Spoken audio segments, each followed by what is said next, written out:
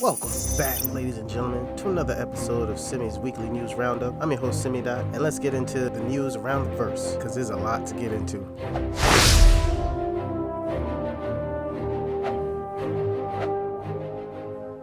In a recent announcement, CIG has introduced, I'm going to butcher his name, Laniak, whatever, who is going to be taking over the helm as the community manager.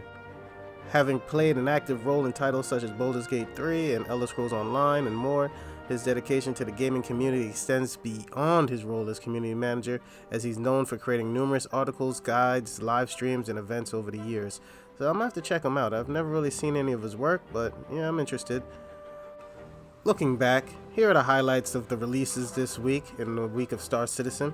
We had the Galactopedia update, and an Inside Star Citizen episode featuring the mission feature team with a focus on different types of missions they're working on right now. So one of the missions that they're working on is called Data Heist.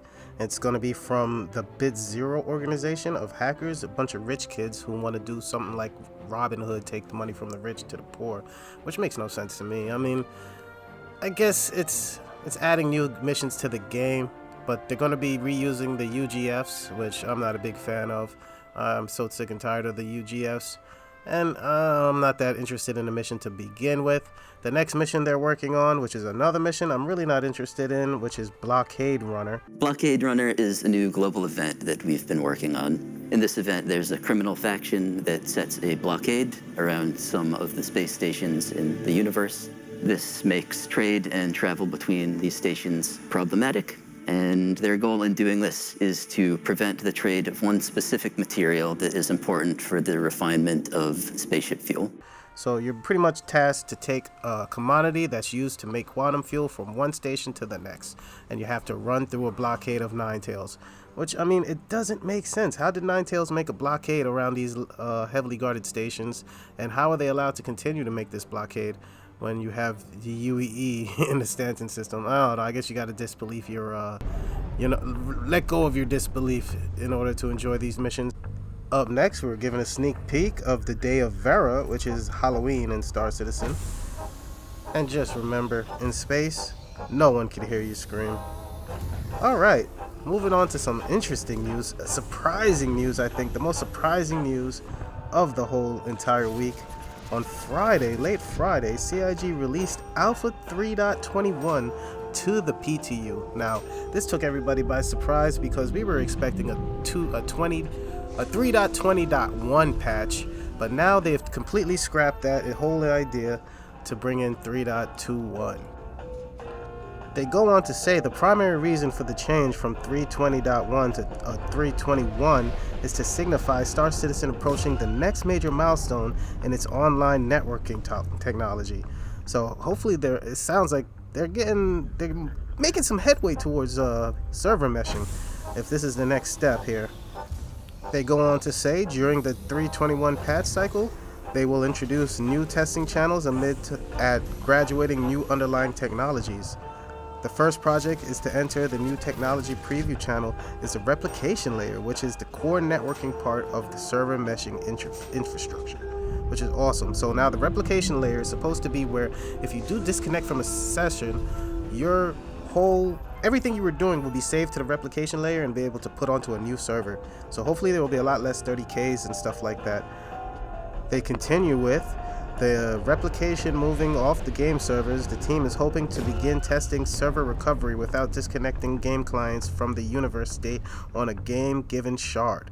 So that's pretty much what I just said. If you get a 30K, hopefully you don't even have to leave the game. You just be put onto a new server. I don't know exactly how this works. I'm not a developer, but I mean, that's what I'm taking from it.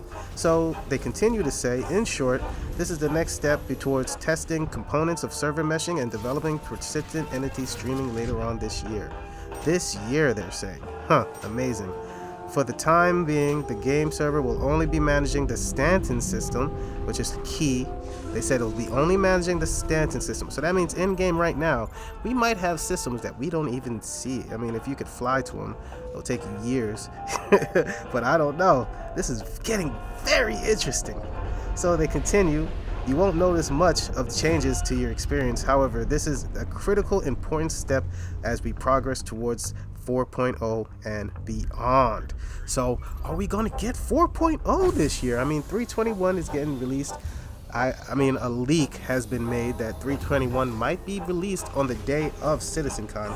So that still gives them 2 months to work on bringing 4.0, or at least to the PTU in 2023.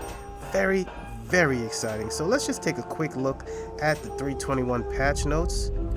So it's open to all backers, which is freaking amazing. They just dropped 320, boom, plop it right on everybody's back. So if you have a game package, you can play it right now. Just go to the website and copy over your account to the PTU. We have new mission features, which is the new legal illegal mission, receive consignment. So in this new mission type, players will be challenged to go to underground facilities and search for data pads that contain consignments depending on the mission variant. A consignment will have a code on top of the dispenser which will cause items listed on the manifest to come out. So pretty much this is going to be the mission where the longer you stay, the harder the enemies get, and so on and so on. I mean, it's very interesting. I'm going to definitely try it out. Can't wait to try it out on the PTU. And moving on. Feature updates. Repel raid on Orison with new Crusader platforms. So the Crusader platforms are back in 321. Awesome. Originally called the platform assault on Orison. They reintroduced the bounty assistance clear all and other missions. Data remote torrents, quality of life improvements. Zoom to gyro mode is available for all vehicles, and driver and pilots can use in the remote turrets. So the bug fixes are pretty long. They said they fixed the Stanton main character player showing uninstalled. They fixed AI bartenders missing in multiple bars in cities, so now I can get my drink on again. They fixed the problem where the player's arms and legs will be contorted when they're sitting in certain seats. That happens in a reclaimer, so we'll see if that's fixed. They fixed some things with the spawn closet where the people will spawn outside of the area. I guess that's how come sometimes you wouldn't see AI in bunkers. And another big fix, which we'll see if it's fixed in the PTU, but apparently weapons and components will now not despawn if you log out in your ship, which was a big thing. I didn't take any weapons or components because you weren't able to save them from game sessions. So we'll see if this is really fixed. I mean, 321 is looking pretty good. Now, the size of the patch is 33 gigs, larger than 320. So that leaves speculation open that maybe there is different jump points and systems in the game right now that just are inaccessible. The jump points are in game right now. People have seen them, but they're pretty inaccessible. You have to fly probably millions of miles to get to them. There's no quantum beacon to them. So, you know, guys, do your dirty work. Get out there. Let's see them for the first time in game. They're in the game, so I'm just saying. And yeah, it's getting real exciting, man. It's getting real exciting. I can't wait to go to CitizenCon and see what they have to say. It's the little caveat where you don't want to get too exciting because, you know, they have a way to let you down, but the proof is in the pudding. The game files, the urgency of speed they're moving in. I mean, this felt just like 2.6 right before 3.0 dropped. I don't know if anybody was around back then, but I'm getting those vibes. So yeah, now the information coming from the data leaks of 321 shows 3 jump points in the game. Also to Pyro, Magnus, and believe it or not, it says Terra. I mean, so are we getting Earth soon? That would be freaking amazing. There's also programming leaks for dog AI.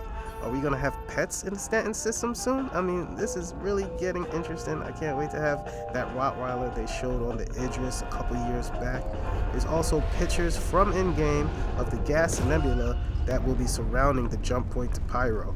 That's all I have for you on this week's Newsly Roundup. There wasn't much news, as I said. It was mostly a lot of rumors, a lot of speculation, but I'm loving it. So if you found this video informative and entertaining, don't forget to smash that like button and share with your fellow Star citizens. And if you haven't already, make sure to subscribe and join the Discord community. So don't forget to leave a comment as well down below. With all this news and all these leaks, how do you feel? Are you taking it as a grain of salt? Are you excited for CitizenCon? Have you played Alpha 321 yet? So much going on, so exciting times. I can't wait to get to CitizenCon, guys. I hope you guys feel the same way. Well, thanks for listening. I'll catch you on the next one. Y'all know what to do already, and I'll see you in the verse. Peace.